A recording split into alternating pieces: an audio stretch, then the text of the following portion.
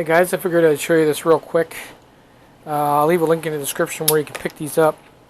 Picked these up last year actually, and they've come in pretty handy. I had to redo the cabling or the battery cables on the e-bike. The other ones were snapping off right at the joint. Pretty flimsy wiring that goes to the batteries.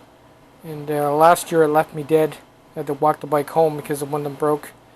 So basically now what I do is I use a strap around the batteries to keep them from jumping around the battery box because they're not strapped in.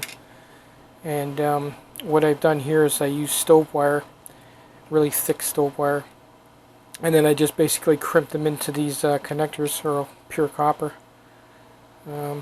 They work pretty good. And then once I put the batteries back in the bike, I'll use a little hot glue on the screws just to keep them from turning out, and it should be good. But I figured I'd share. This didn't take very long. It took like 10 minutes. Wasn't even worth making a video of it. But I will leave a link for these. These are pretty good, and the hole is just big enough for the screws.